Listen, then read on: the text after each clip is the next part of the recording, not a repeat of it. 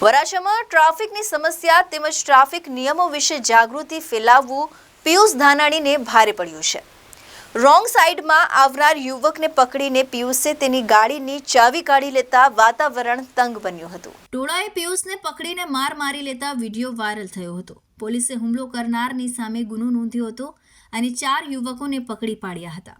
આ ચારેય યુવકો નજીકની માર્કેટમાં ફેરિયાઓ હોવાનું પોલીસે કહ્યું હતું।